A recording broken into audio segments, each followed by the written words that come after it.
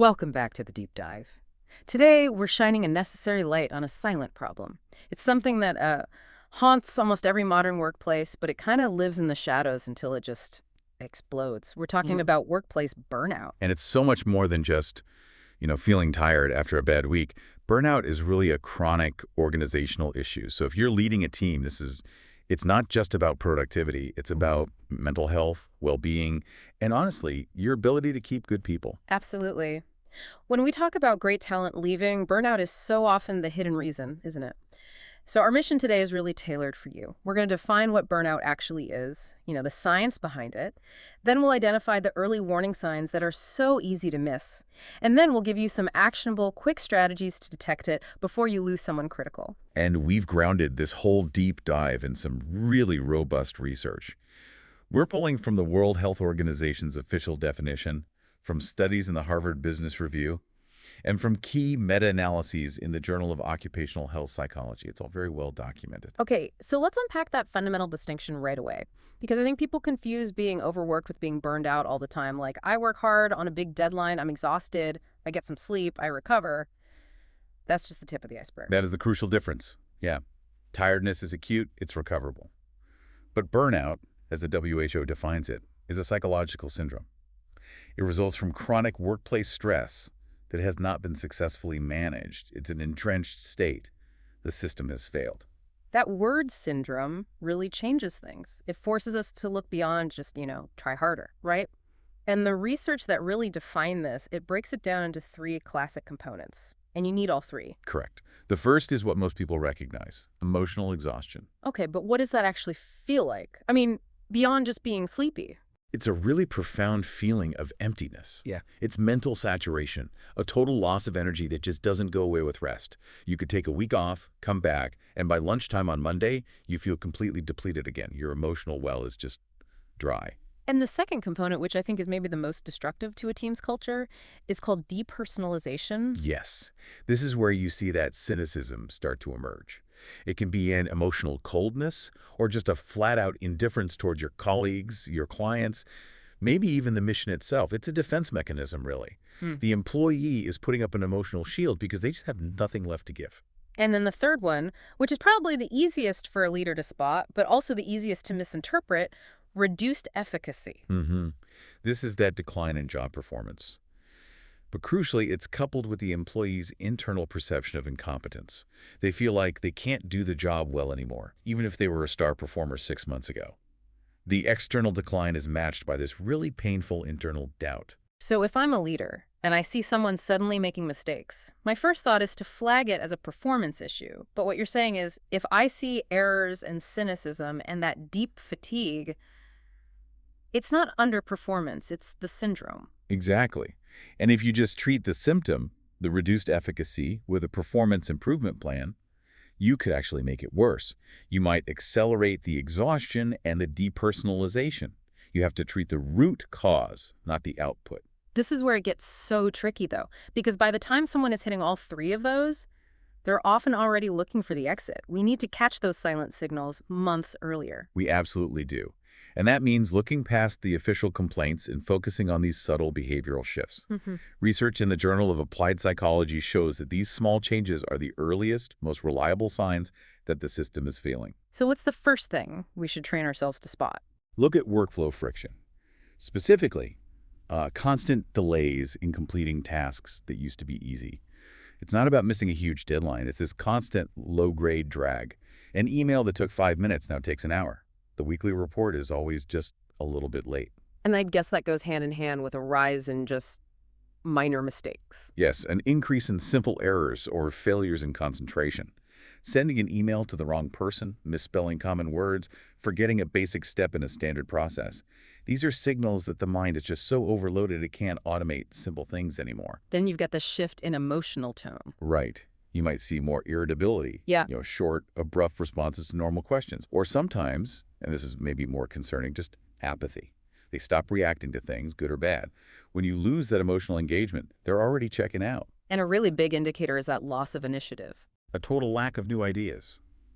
Or just a big decrease in how much they participate in meetings. The person who used to lead the brainstorming session now just sits quietly in the corner. Their energy is too low to invest in anything new. You also mentioned a signal that I think a lot of leaders miss entirely. Micro absences. Tell us about that. Micro absences are these subconscious attempts to find safe ways to escape the stress. So it's not taking a 2-week vacation. It's the frequent sick days for a minor cold, leaving early a bit more often, taking more personal appointments during the day. So they're not quitting, but they're finding small, structural ways to just not be there. Precisely. They're managing their exhaustion by taking these little flight responses. And when you see that pattern emerge, it's a huge sign that the workplace has become a source of drain, not contribution. And finally, those verbal cues, the ones that try to downplay, I'm fine, just tired, or it's nothing, we're getting there. The dismissal itself is a signal. It is. Because to articulate that deep emotional pain takes energy they just don't have. So that casual dismissal, it signals an inability to even engage with how bad the problem is. None of these signs are casual. Together, they form a really clear pattern that you have to address. Okay, which leads us straight to the source of that chronic stress. Yeah. And this forces a tough question, right? Is this on the employee or is it structural? The research points a pretty strong finger at leadership. It really does. There's a powerful finding from Gallup. 70% of the workplace climate depends directly on the immediate leader. That is a staggering number. And it means that team exhaustion often just mirrors the management style they're under. So if your team is fatigued, you have to look in the mirror. The sources lay out 4 common destructive leadership styles. Let's paint a picture of these so people can maybe recognize themselves. Let's start with the classic one, the one that kills autonomy. The micromanaging leader. Oh, we've all seen this. The person who doesn't just check the work, they introduce friction at every single step. Exactly. They're changing the font size on a presentation 10 minutes before a client meeting. They need 5 updates a day on a routine task. Your team never feels trusted. They burn so much energy second-guessing every move, and that just leads directly to fatigue. But the opposite is just as damaging, isn't it? The absent leader. Absent leaders create this deep insecurity, this high ambient stress. When the team needs direction or support, the leader's just gone. And it forces the team to constantly overfunction, to guess at priorities, and that is completely exhausting. And then there's the one I think everyone can picture instantly, the chaotic leader. The chaotic leader creates a team that's in a constant state of upheaval, a constant startle response. They introduce random priorities every Tuesday morning. They change strategy without warning. The team can never settle into a rhythm, so their cognitive reserves are just constantly being depleted. And finally, the one that can seem productive from the outside, but is actually so destructive, the over-demanding leader. This style leads to disconnected teams. When expectations are always unsustainable, where 60 hours is the norm, the team just withdraws emotionally to protect itself. And that withdrawal, that's the core of depersonalization. It leads right to burnout.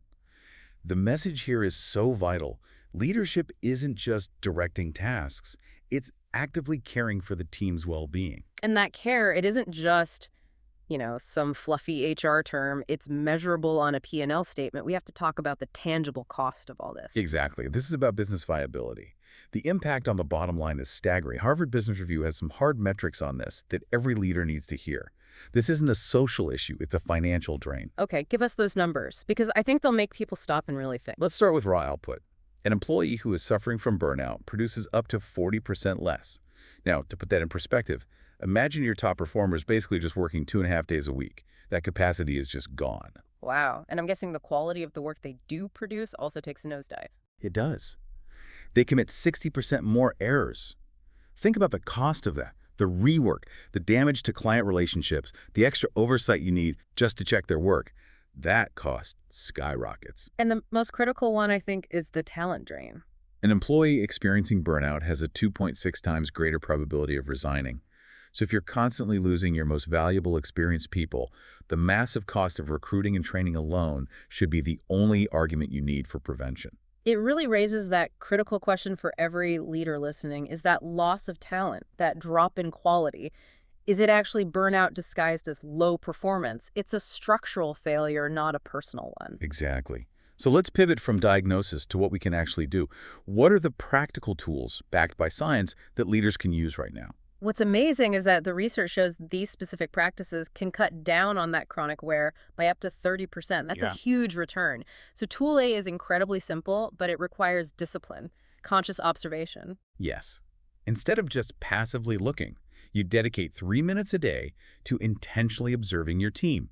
Don't look at their screen, look at the person. What's their non-verbal language telling you? What's their energy level? Just doing that systematically increases early detection by 45%. It's a trainable skill. Okay, tool B is about moving beyond those useless surface-level check-ins. We have to stop asking, how are things? And start asking real questions. We need real weekly check-ins. Instead of generalities, you ask specific, constructive questions. For example, ask, what was the most mentally or emotionally exhausting thing you dealt with this week? That frames the issue as unavoidable, not as a personal failure. I love that. And asking what you can remove is so powerful. Like, what's one small thing I can take off your plate right now? It shows you're there to help, not just monitor. And to move from complaint to solution, ask, what's one process you'd like us to do differently next week? That empowers them to co-create a more sustainable way of working. Okay, tool C uses tech in a smart way. Brief pulse surveys. You don't need a huge annual survey. No, you can use validated tools like the 3-item MASLAC short burnout inventory. 3 quick questions are enough to get a reliable pulse. The key is frequency and brevity. Check the temperature regularly. Tool D brings us back to the root cause, analysis of workload and time. If a specific task always requires extra hours, week after week, the problem isn't the person. The problem is the process, the resources, or the initial scope. You have to fix the process, not just tell the person to work faster. And finally, tool E, which is so crucial for prevention, active rest policies. We have to make rest a non-negotiable part of how we operate. This means implementing structural policies, dedicated no meeting days, mandatory breaks away from the desk, limiting after-hours chats, and leaders have to model this behavior. These aren't perks. They are structural necessities that sustain high performance over the long term. So to synthesize all this, burnout is real, it is measurable, and it is absolutely preventable. It's not some generational whim. It's a clinical response to chronic, unmanaged stress. And teams are already giving you clear signals. But they require leaders who are attentive enough to read them, not just punish the outcome. Conscious, empathetic, and organized leadership is really the best antidote. It protects your people and your business. If burnout is a structural problem, then we absolutely need structural solutions. So we want to leave you with 2 specific, immediate challenges to apply today. The first one is an immediate structural action. Identify and implement one small policy of structural rest for your team today. Maybe it's a no internal chats after 6 p.m. rule, or making Wednesday afternoons a mandatory, meeting-free focus block. Make rest an official policy. And the second challenge is about self-reflection and prevention. I want you to conduct an honest review of your own energy level. Ask yourself, am I, without realizing it, being a micromanaging, absent, chaotic, or over-demanding leader? Because a leader who is running on empty will inevitably exhaust their team. Protecting your own well-being is the very first step.